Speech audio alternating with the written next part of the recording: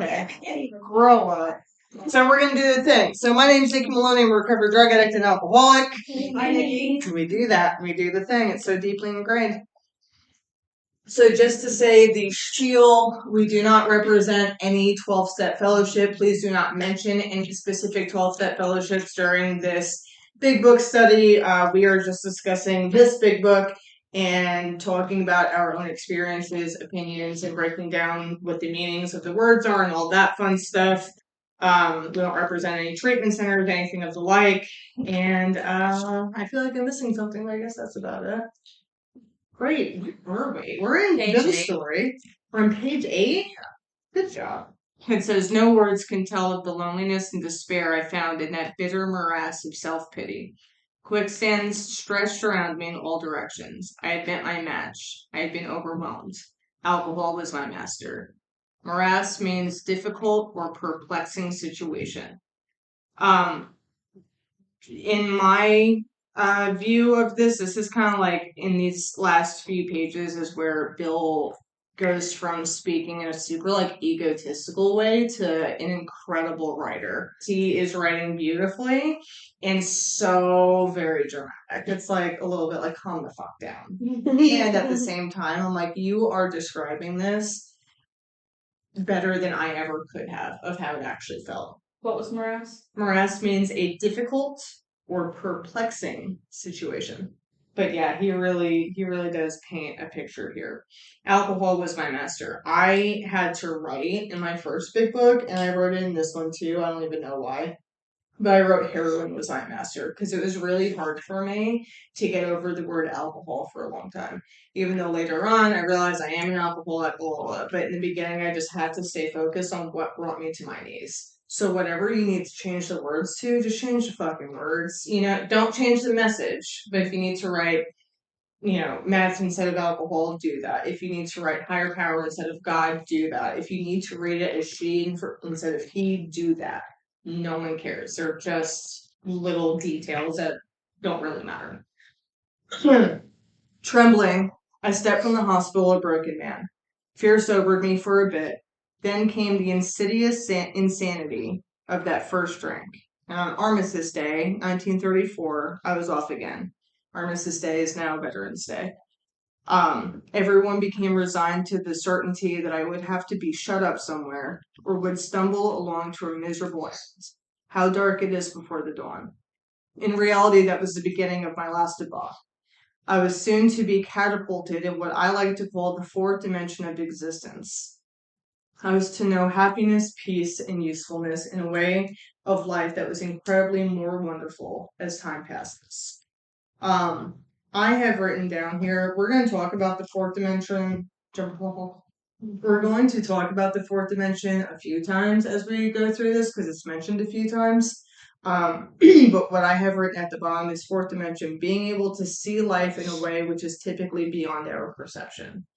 I think that we get a lot of different ideas of what the fourth dimension is, and a lot of times we think of like heaven, like colors and all this like really magical stuff, which like great, it can be, but like scientifically speaking, the fourth dimension is just life how it is, that in a way that we cannot, with our very finite perception, perceive. I'm being very redundant, but you know what I'm saying.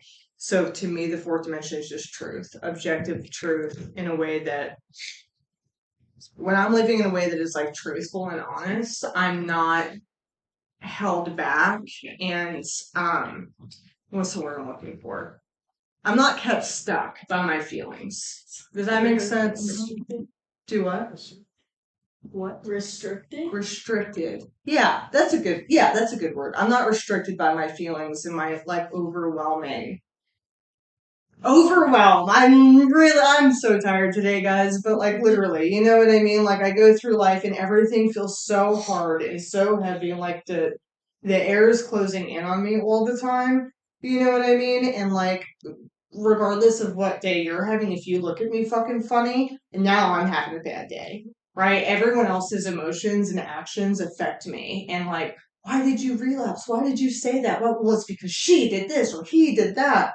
And it's just like, buddy, when I can look at life objectively, I stop being controlled by everyone else's stuff, by everything else in the world, right? And I get to just like live in a way that is happy and peaceful and useful, right? Y'all got anything on that? Well, I was gonna say, like, the fourth dimension to me is like what I imagined everyone else felt like. Like, I always thought that I was like the only person who ever felt the way that I was feeling, right? Like I was just waiting to like become human or something. Yeah. Or like feel things or like connect with people the way that it seemed to be so easily for everyone else. And so for me, that fourth, like when I was like using, that's like what that meant to me. Yeah. You know? Like I felt like that happiness or like the like connection or you know what I mean? Like I wasn't like weighted down by like everything else that I was perceiving. Just being able to feel normal. Right. Or content. Right.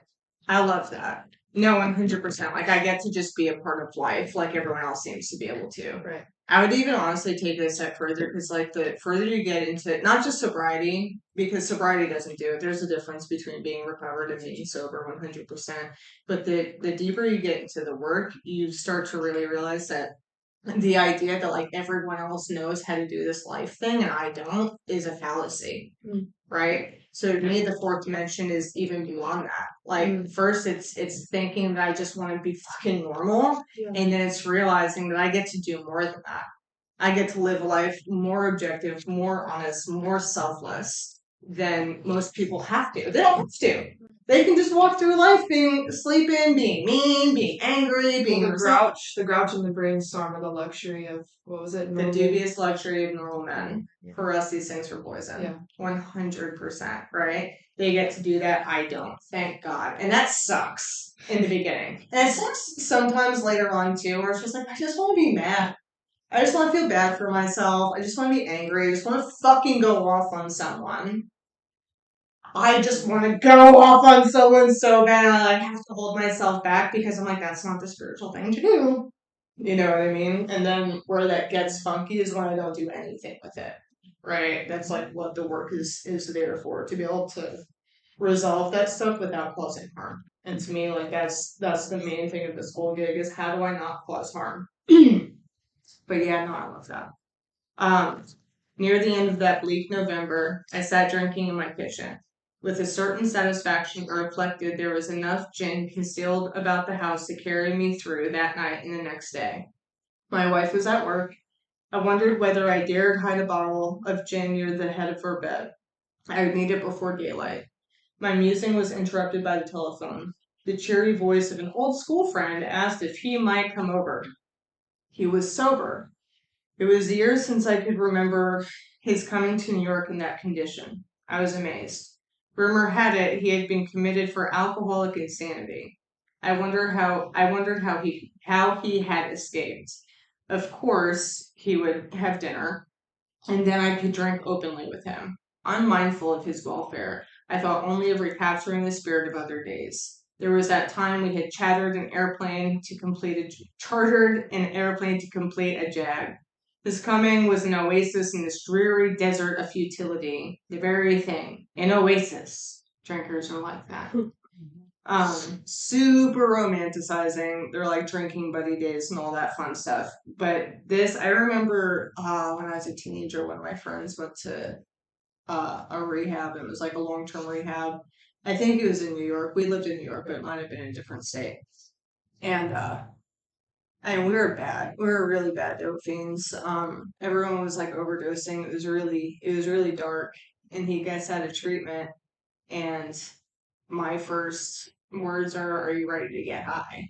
And he's like, duh. You know what I mean? Like, and I don't know how many people, because all my friends went to rehab. I was so jealous, honestly, because all I wanted was to like not feel the way that I did.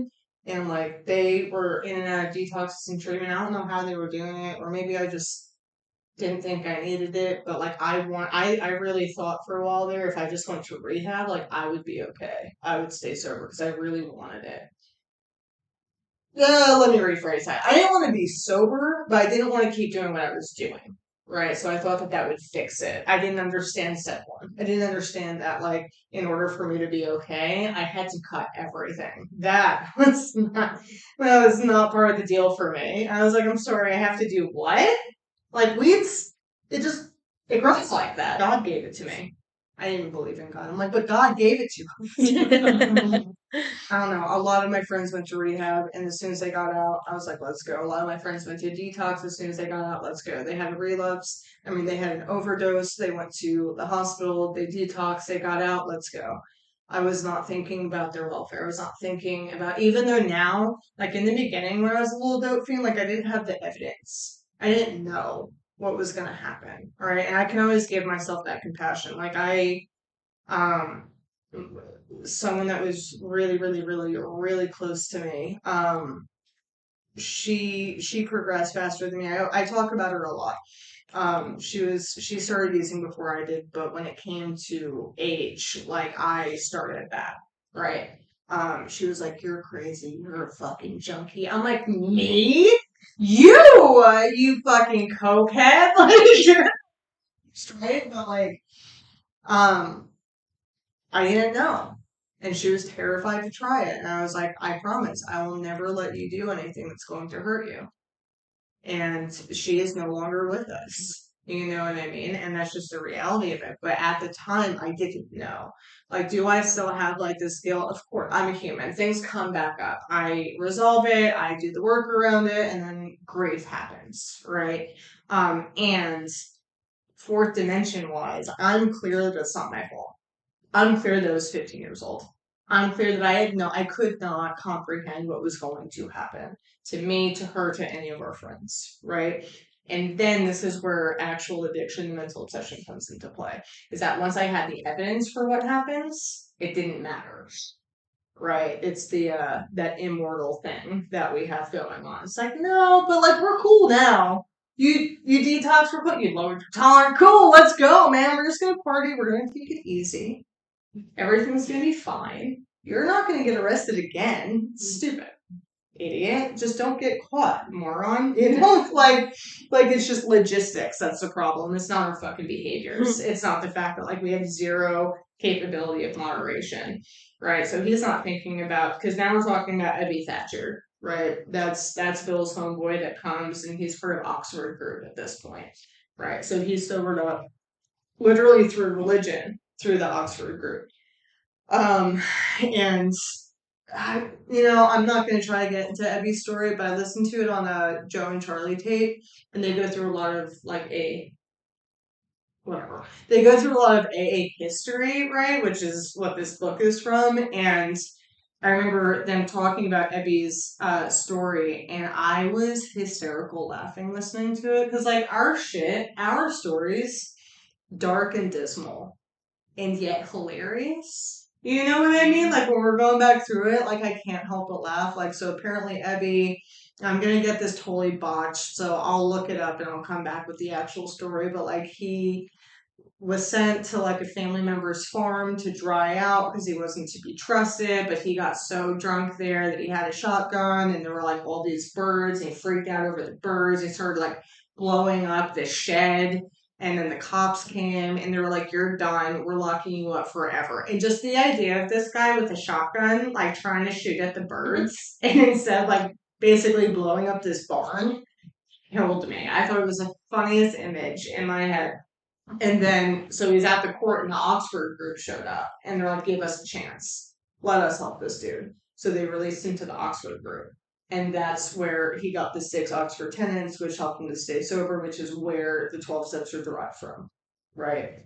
So I'd be like, "Oh, I'm going to go find a little Bill, and we're gonna cut this shit out right now, because you're losing your ever-loving mind, right?" And all he can think of is get loaded with them. So the door opened and he stood there, fresh skinned and glowing. There was something about his eyes. He was inexplicably different. What had happened? We hear that a lot, right?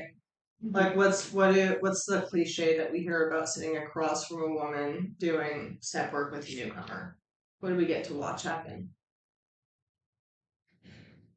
Anybody ever hear it? And I think like kind of their eyes get brighter Yeah. or something like that. we get to watch the light come back on. Hmm.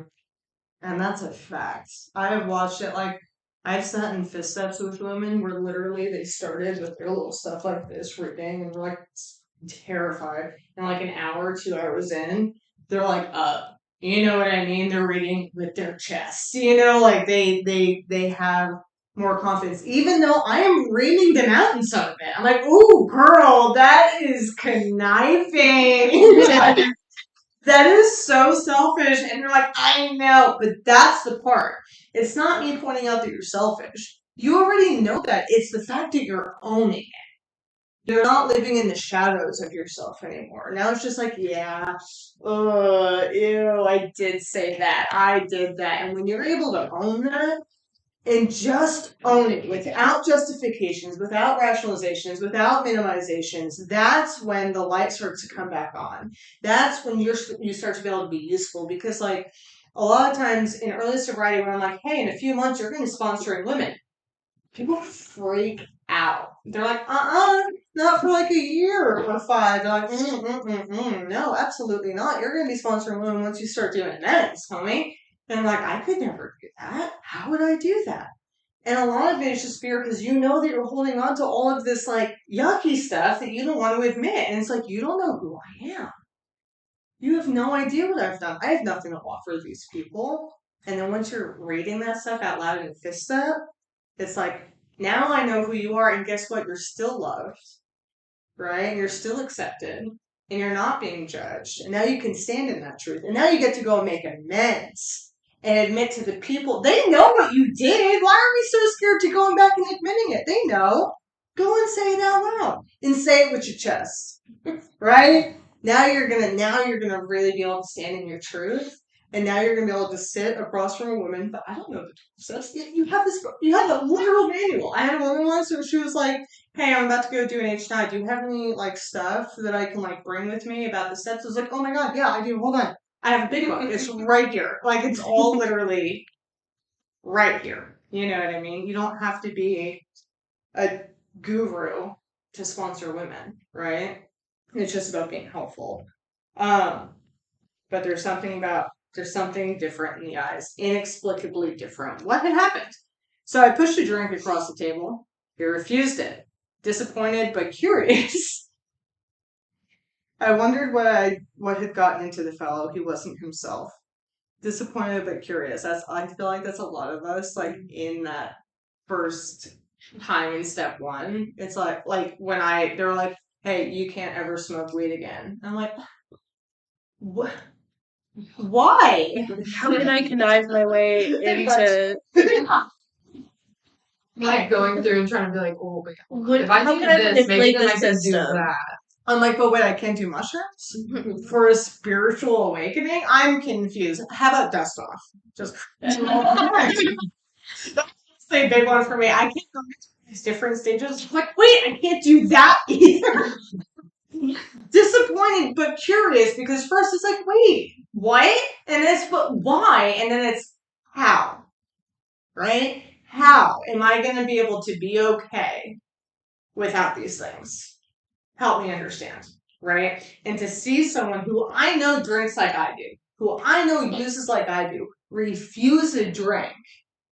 How? Right? And that's why I like to, sometimes I'll walk into an H&I and I'll just sit down and be like, all right, triggers don't exist. Debate me. Let's fight. And they're like, what? Triggers do exist. I'm like, no, they don't. Let's talk about it, right? And shit like this is why I say that. He refused it. If you had to stay away from triggers for the rest of your life in order to stay sober, how would you be able to sponsor other women? How could you go on 12-step calls? Do you know what 12-step calls can entail sometimes? Do you know how many needles I've had to throw out? How many cars I've had to go through? How many women I've detoxed on my couch? Several. Several too many, right? Like, depending on the situation. How much weed I've had to get rid of. And if triggers, because I want to be clear, it's not just like, oh, I did it, and like, then I had to call my sponsor and like go through this whole, no. It was literally a non-issue. There was one time, I had a roommate in sober living, right? And I always go back to this story. She everyone was blowing her up. She left. She left a little card on my pillow. I tell this story literally all the time. And it was like to me and my dog Dobby. She was like, I love you guys so much. I'm sorry. And I'm like, you're so fucking annoying. And everyone's blowing her up and FaceTiming her and like, get back here. And I was like, leave her alone. Right? Let her do her thing. And she would text me, I love you, and I'd text her back, I love you too. You know what to do when you're ready, right? So finally she FaceTimes me and she's ready. She's at this hotel, and this whole is a whole situation. And me and my dog Dobby, because he loved her more than life itself, bolt down the stairs. We're like, we're going. And then the assistant house manager was like, where are you going? Like, to get so and so. She's like, I'm coming. By the way, don't go on 12-step calls by yourself like I was about to. Bring someone with you because it can get hairy. And we go, and she comes out of the hotel, and she's literally just like holding all of her shit, and there's just needles like falling everywhere, and just like bags of dope falling everywhere. I'm like, God damn it, bro! Like, car, right? I'm like, and that's it. And then we brought her to someone's house, and everyone was like figuring out what to do around, like, does she go to detox? What do we do? Da, da, da. And I was in charge of consoling her, and she literally sat on my lap. How old is she? 18 at this point. And she sat on my lap and just cried her eyes out. And I'm like, okay, all right, okay. Do we have a plan yet? You know? But if I had to stay away from triggers and I had to like watch out for all those things all the time, how could I show up for other people that way? I just can't. Now the question comes in, so you're telling me I can go hang out in the crack house with my friends. Listen, if you want to go hang out in Trapton, I hate to break it to you, you ain't recovered. You know what I mean? There's a very specific, what's the word I'm looking for? There's a very specific basis for how, like, what's appropriate, like where you can go, and that will be found on page 100 and 101. Right, and we don't have to go through that right now, but it's very specific, and this is all like you can go anywhere a free man can go, assuming you're spiritually fit. Right? Do you have a reason to be there? If I'm going on a 12-step call, I have a reason to be there, period. If I'm going out clubbing with a bunch of my friends who are all in sobriety and we all have long-term sobriety and we just want to go dance, guess what? I have a reason to be there. Right? I've done it before. It's a good time. Don't go do that when you're 2 months sober. There's a reason why you can't do that when you're in sober living. That's very silly, right? Because you're not recovered. You're not placed in a state of neutrality yet. We're still on shaky ground. If you're still on shaky ground, instead, do you know what the book tells you to do? Go help someone. Go be of service. Help other people, right? It doesn't say to journal. It doesn't say to write a gratitude list. It doesn't tell you to go make 3 meetings in a day. It tells you to go be helpful. That's the shit that's going to get you out of it, right? So, what's all this about? I'm worried. Ever so often you can tell what time period it is in. He looked straight at me, simply, but smiling. He said, I've got religion. Sorry. I've got religion. I was aghast. So that was it. Last summer an alcoholic crackpot. Now, I suspected, a little cracked about religion. Very clever, Bill. Stupid ass. He had that starry-eyed look. Yes, the old boy was on fire, all right, but bless his heart, let him rant. Besides, my gin would last longer than his preaching. I can't. It's so funny. But he did no ranting. In a matter-of-fact way, he told how 2 men had appeared in court, persuading the judge to suspend his commitment. They had told him a simple religious idea and a practical program of action. That was 2 months ago, and the result was self-evident. It worked. He had come to pass his experience along to me, if I cared to have it. I was shocked, but interested. Certainly I was interested. I had to be, for I was hopeless. And that is the best place to be in. I think a lot of times we get that confused. Like we show up to treatment, we show up to a meeting, we show up to wherever we show up, trying to get help, right? Trying to do something different. And we feel so fucking hopeless that I think it won't work because I feel so hopeless. Does that make sense? It's like no one understands what I'm feeling right now. Like you can't possibly, so this can't work for me. I'm hopeless. It's like, no, no, no, be hopeless. I hate to say it like that. Like that probably sounds fucked up. But why would I do such a drastic fucking program if I wasn't completely fucking hopeless? Simple. Very simple. Hard. Right? All those things I just like said in passing, like it's super fucking easy. Yeah, write that shit down, sing it out loud. So it's hard. It takes a lot of humility. Humility is painful. Humility comes from humiliation. You know what I mean? It's not fucking easy. But I need drastic action to have a drastic change. So when I'm feeling hopeless, fucking good. Right? And it's kind of like what we're talking about with that fourth dimension stuff. The idea that like everyone else knows what they're doing, it's just easier for everyone. I still feel that way sometimes, right? I feel like I always hit roadblocks in life. I'm like, what? Why is it me with recording shit? It's just harder for me than other people. Everything just messes up. But I also know at the core of it now, which is different than what it used to be, is that's just not true. It's just not true. It's not harder for me. Other people struggle with it too. I just don't get to see it. And that's where, like, why do I help other people? Because I'm selfish, I'm trying to get selfless. And when we're talking about selfishness, it's not this, like, punishing, like, you're so mean and evil and bad and so selfish. It's, I am disconnecting me from you, right? So when I think that no one understands and everyone else knows how to do life, it's just selfishness. I'm disconnecting me from you. I'm doing this compare and contrast shit. And it's just not real, right?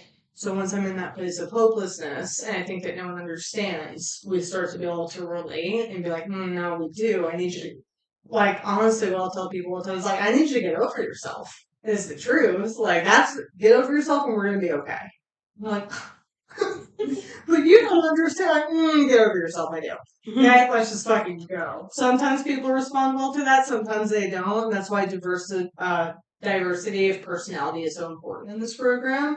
Because some people will hear Haley and not me, and vice versa. Some people will hear this person, not me, and vice versa, and that's great.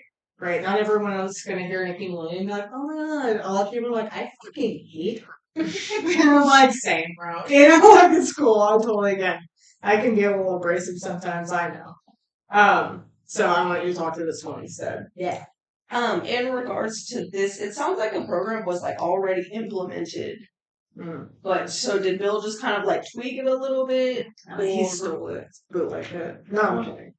Yeah, no, so that's another thing that honestly I need to look more like deeper into what the Oxford program actually was. But my understanding to this point is they had 6 tenets, right? And then 12 steps basically took those 6 tenets and then broke it down further because we're fucking stubborn. Right? Most of the steps are preparation steps. Step 2, came to believe. Step 3, commit to that thing. Step 4, write it. Step 5, read it. Step 6, became willing. Step 7, do it. Right? 8, write a list. 9, follow through. Like, it's all like, are you ready? Are you going to be okay? Okay, great. Fucking go. Right? The main difference, Oxford wasn't for alcoholics. Right? They were just, it was a religious group for men. It was not for us. They didn't like Bill. Like, he joined Oxford, but they were like, that's not what we're doing here. And they were, to my understanding, a very Christian group, whereas Bill, as you were in We Agnostics, he's like, listen, we're going to talk this way, and it's going to sound really Christian-y, but for the love of God, whatever your religion is or whatever your belief is, just go with it. Right? So those were like really big differences. Step 12 and step 2, right? Because again, like, that was the main thing, is being able to go and help other people, because they saw Ebby do it with him. And the legend has it, I don't know, that Ebby got really fucking pissed and butthurt that Bill went off with Bob and like made it a thing. He was like, what the fuck? Right? So Ebby's like drowning in resentment. Plot twist. Ebby gets drunk, right? Yeah, I know. It's number one offender, resentment, you know what I mean? And Bill kind of was a dick for that. I don't know. And I don't know the story. Maybe Ebby didn't want to do all that. It was just like Bill's aha moment. I'm still reading through comes of age and whatever. But yes, there's a lot of similarities, but a lot of differences. And the Oxford group disbanded shortly thereafter. Something like that. Don't quote me on it. But yeah. So, yeah, man. Okay, he talked for hours. He talked for hours. Childhood memories rose before me. I could almost hear the sound of the preacher's voice as I sat on still Sundays, way over there on the hillside. There was that preferred temperance pledge I never signed, my grandfather's good-natured contempt of some church folk and their doings, his insistence that the spheres really had their music, but his denial of the preacher's right to tell him how he must listen. His fearlessness as he spoke of these things just before he died. These recollections welled up from the past. They made me swallow hard. I love that line. Okay, so music of the spheres. Spheres refers to, in mythology, the harmony produced by the movements of the heavenly bodies and heard only to the gods. Right? Beautiful, right? I know it. So, we're talking about Bill in the writing of this book, we're talking about like 1935 to 1939, right? So way back in the day, his grandfather is like, oh, fuck this guy. You know what I mean? Like, no, there's something, but you're not going to tell me how to believe. I respect that. I respect that so hard. And that makes me think of the agnostics. They're like, listen, I don't care what you think it is. I just want you to get connected to it. Right? The most important thing with step 2 is a willingness to seek. Right? I'm seeking truth, I'm seeking connection, I'm seeking this power. And a lot of times we fall victim to the belief that in order for this program to be effective, we have to choose a religion. We have to go to church. And if that's your gig, do that. That's great. No one's telling you not to. So I'm speaking more for the people that scares. Let me know that doesn't have to be the case. That was not my case. It's still not. So I've been in this thing since 2016, and I still have not felt any need to choose a religion or to go to church. In fact, I've tried to go to church just for the sake of being open-minded, and I can confirm that's not where I feel connected. Right? Other people go, and I respect that. I love that. Please go to church. I'll help sponsees find a church. I'll get them connected to my Christian friends, right? It's like, y'all go together. I'm not going to do that. Not my gig, right? I'm going to go and meditate in the woods next to a body of water. That's my gig, right? I'm going to go look. Oh my God, I got to see the mountains in Washington for the first time in my entire life, guys, bawling. I literally at one point just like walked over, I saw them, and I just hit my knees and started crying. And just hysterical crying. The music, the spheres really have their music. You know what I mean?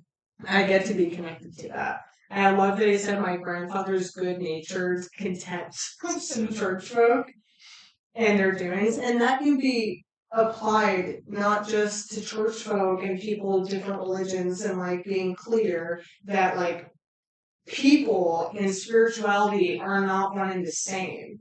It could also be applied to 12-step fellowships, right? A lot of times we go to meetings of different fellowships and we see people go in there, and let's call it what it is. We watch, people getting 13 step. They're being preyed upon, right? We're seeing really icky stuff happening in the rooms. We're seeing people fucking walk in with their friends and being cliquey and being mean and talking shit about the newcomer and leaving. And they go and they're all cliquish and blah, blah, blah.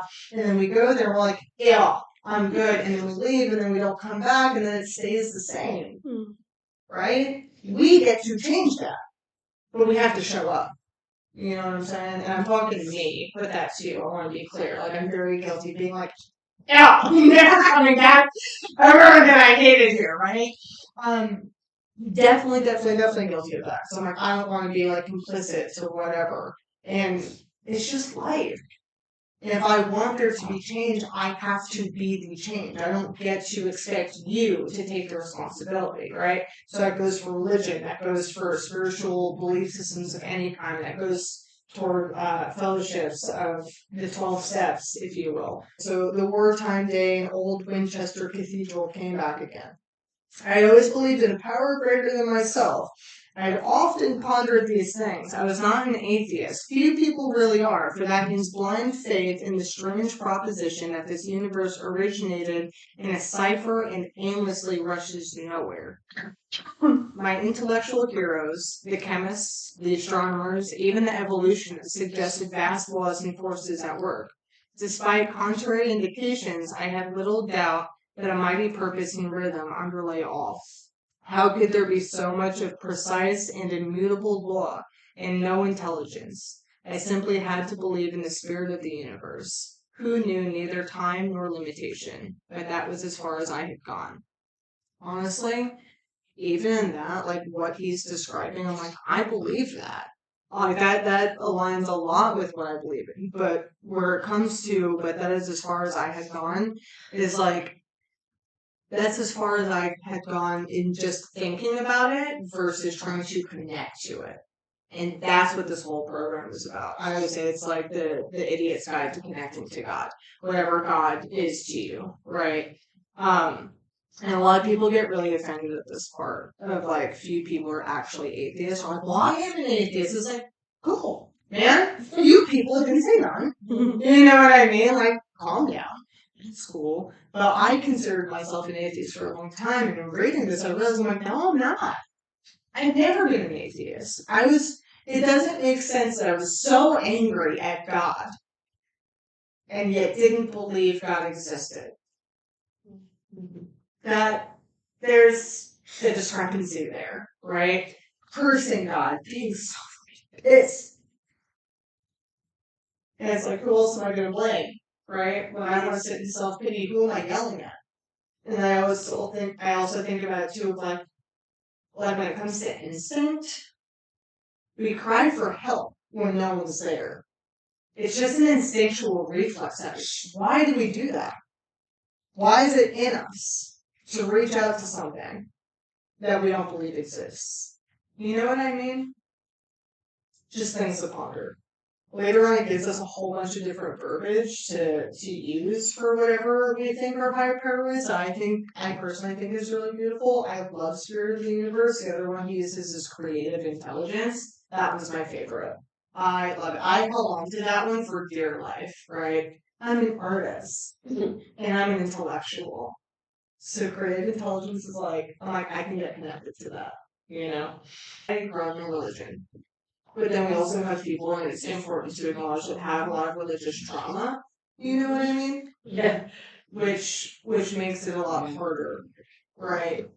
So to just be clear that it doesn't have to be a very specific thing or any specific thing. Like you get to have your own journey with this is so cool. It is the coolest part of it, you know? My favorite, this girl in treatment, she called her Wyatt, and it's like whatever's out there. Her little acronym is Wyatt. I love I like that. it. I was just gonna say, like the part where you're talking about, you don't have to think too deeply about what your higher power is. Because I've caught myself like kind of philosophizing God to an extent, and it makes it takes away the connection for me. Like I don't want to think too hard about it. Yeah. Someone's out there. That's good enough for me. Yeah. No, 100%. Like, I hate to give the spoiler alert, but you can't know. You can have faith, and that's beautiful. But if, like, you're not someone who, like, has faith, and you're just, like, philosophizing, it's like, I need to, because I get there. I get there really hard. Like, sometimes when I'm going through grief, I get to this point where I'm like, I need to know what's on the other side. And I mean, I've come to some really cool ideas on my own that apparently we're already like Hinduism and shit. I'm like, what? That's so smart. I'm like, gonna share it with people and like that. That's Hinduism. I'm like, what? So I'm like, Never had an original. never. It's so smart. Like I started saying, like I know it's like accountability and compassion have to live in the same place to be effective, and it's everywhere. I'm like, do I not make that up, or am I not being credited? I really don't know. You know what I mean? But honestly, it really when I get there, I have to bring myself back. I'm like, I literally can't know. I can't know. But here's what I do know, right? I'm going to be fact-finding, fact-facing. What I know for a fact is when I'm doing this work, I'm trying to seek and get connected to that through spiritual principles, which I call Dharma, universal law, right? It's like I'm being kind, compassionate, loving, forgiving, all these things that like my instinct wants me to be. When I'm not being fucking mean, I feel joy. I feel contentment, right? When I'm showing up kindly, when I'm showing up in truth, I get to live a life that I didn't used to get to live. So I'll take it. Done. That's my faith. Move on, right? I don't need a name for it. I still say God because I don't understand him. You know, because I don't care to, right? All I know is it loves me, I love it, boom, done, gonna get connected, let's meditate, right? Yeah. I work at a treatment center, and the guys will always ask me to like I pray every night, like I don't know who the fuck I'm talking to. Sorry, I'm cussing, but I'm gonna curse me this whole time. okay. They're like, I don't know who the fuck I'm talking to. Like, what is it? What does it look like? What does it sound like? And I'm like, buddy, I'm like, nobody knows. Like, it's about having faith in the unknown. You know, that's the whole deal. Yeah. Because so many people, they want like answers and stuff, and it just made me think like that happens at work all the time. 100. We want answers that we just can't have. And it's none of our fucking business. It's the truth. Such an alcoholic thing too. We want I what we know. can't have. It's so entitled. Like, you don't get to. Just fucking again. Look at the facts. Look at what you. Let's just do. It's like a step 3 inventory, right? Like how's your life look thus far? How's your family looking? A lot of times we're like, oh, it's great. They love you. Like everyone's talking to you, and they're really happy about where you're at in life. Like, oh no, like, Chris, like let's be honest, family life isn't doing well. How's your friendships? The ones that you do drugs with, not them. The friends that love you. How's that going? Not well? Great. How's your finances? Not the money you got from selling drugs, okay? How's your finances? Not well? Great. Cool. So now let's look at somebody in long-term sobriety who's done all this work. Put it side by side. That's all I need to know. Move on. Right? You got faith that there's something better? Keep fucking pushing. I was always told to hit my knees when I pray. And to me, I'm like, that's religion. I don't like that. You told me I don't have to be religious. Now I'm mad again, right? The way that I started to decide for myself that I'm willing to hit my knees is and separate it from religion is faith without works is dead, right? Prayer without actions is useless, right? So what is the first act that I can do? An act of humility is hitting my knees. Something that I don't like doing. And honestly, when I pray, and especially when I hit my knees to pray, I feel stupid. So to me, this whole program is about being willing to feel stupid. That's humility. Are you willing to feel stupid for a second? Because trust me, when I'm out there drunk and I'm out there doing this, nodding out in public fucking places, and lying through my teeth, and getting fucking caught in it, I look pretty fucking stupid. At least this looking stupid is leading somewhere positive. You know what I mean? We just get so stubborn. So stubborn. Right? And I think I know everything. And I really just don't. And even the things I do know, I don't know how to apply. So I might as well not know it. Right? Okay, so we got a little bit more time. With ministers, I never fucking this is part 5, mind you. With ministers and the world's religions, I parted right there. When they talked of a God personal to me, who was love, superhuman strength and direction, I became irritated, and my mind snapped shut against such a theory. To Christ, I conceded the certainty of a great man, not too closely followed by those who claimed him. His moral teaching, most excellent. For myself, I had adopted those parts which seemed convenient and not too difficult. The rest, I disregarded. The words which had been fought, the burnings and, help me, chicanery? Chicanery? Okay. Chicanery that religious dispute had facilitated made me sick. I honestly doubted whether, on balance, the religions of mankind had done any good. Judging from what I had seen in Europe and since, the power of God in human affairs was negligible. The brotherhood of man a grim jest. If there was a devil, he seemed boss universal, and he certainly had me. Ooh, tell me we haven't all, in some way, shape, or form, had like these feelings or thoughts. You know what I mean? Even if you're Christian, right? There was something else. It's just like, this doesn't seem right, right? And that's where I get to separate like God and humans. And I say God because it's one syllable, and y'all have an idea what I'm talking about. I just gave this whole fucking spiel of what I believe, so don't twist my words, okay? But God and people are not the same. Man and people exploit people. People exploit ideas constantly, right? So the way that I've come to understand God, of my understanding, is very kind of specific. And again, it's like, I don't know what it looks like. I don't know what it sounds like. I don't know any of that, but I do have an understanding that makes sense to me of how it operates within the universe and in our lives, right? But I also felt this way. I'm like, and it talks about the agnostics too. I'm like, why? You know, the starving children, the wars, all these things. The way, just to say it out loud, and I'll probably say it again in a different one, the way that I view the creative intelligence and spirit of the universe is like a vampire. Yeah. So you know how like, hear me out. You know how vampires can't come into your house unless you invite them? That's God. Right? They want to come in. They want to. Right? But you're like, listen here, bitch. Right? So as I stay delusional, as I stay selfish, it's like I'm donning myself with garlic and like, you know what I mean? Like everything that keeps it out. And I'm not inviting it. So it's like, all right, Betty. Hey, man. You know what I'm saying?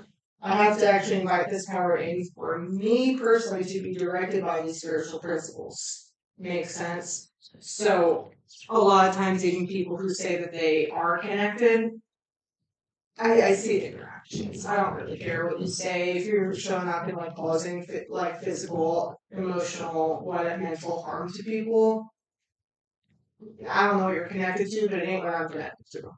Because when I act that way, I physically feel disconnected. You know what I mean? But my friend sat before me, and he made the point blank declaration that God had done for him what he could not do for himself. His human will had failed. Doctors had pronounced him incurable. Society was about to lock him up. Like myself, he had admitted complete defeat. Then he had, in effect, been raised from the dead, suddenly taken from the scrap heap to a level of life better than the best he had ever known. Had this power originated in him? Obviously it had not. There had been no more power in him than there was in me at that minute. And this was not at all. That floored me. It began to look as though religious people were right after all. Here was something at work in a human heart which had done the impossible. My ideas about miracles were drastically revised right then. Never mind the musty past. Here sat a miracle directly across the kitchen table. He shouted great tidings. So I want to be clear, right, that in Bill's story, Bill and Bob are the co-founders. We don't talk about that. It's awkward.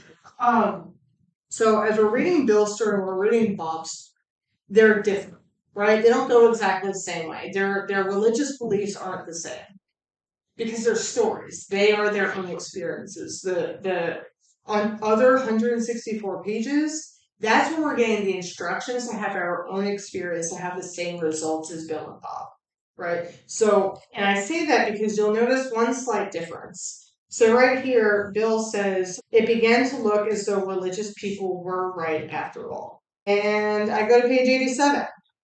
And at the very bottom of the last full paragraph of page 87, it says, be quick to see where religious people are right and make use of what they offer. This is after we agnostics. This is after they beg us to lay aside our prejudices against religion and to know that like we don't have to be religious, it's our own conception, whatever, right? Bill's talking about, he's like, I see that religious people aren't right. And this one where he's talking to us, he says, see where they are right. Do you see the slight difference? Right? Because that's what I got messed up in that the first few times I read this part and see that. And I'm like, but you said. It's not about religion. I would find that everywhere I could. I'm like, but hey, you lied, right? Words matter. Understanding words matters. Context matters. He did not say, be quick to see that they are right, because that would mean that all what they're saying about all the things is correct, where they are right. Right, there are certain things that religious people say. There's truth in everything. There's always truth to be found. Right? So you see where they're right. Said, take away, hey, calm down. Stop being all your contempt and hatred is robbing you from an opportunity to actually get something cool out of this, right? So just take a look, investigate. Right? What does it say? Nothing will keep a man in everlasting ignorance more than contempt prior to investigation. Something like that. Yeah. Right? And that's what it's begging us to do that. I went to jail and I opened the book because they always push the Bible courses. Open the book and it says, I have prepared a place. I just looked at the first scripture my eyes went to and it says, I have prepared a place for you, and when it's ready, I will pick you up and take you there. And I was like, yeah, they picked me up and took me there, all right. And I just shut the book down. But you'll find that that higher spirit will communicate to you and through many, many books and in many, many ways. Okay, great. Well, that is it for today. So once again, with that, we pass. Thanks, guys.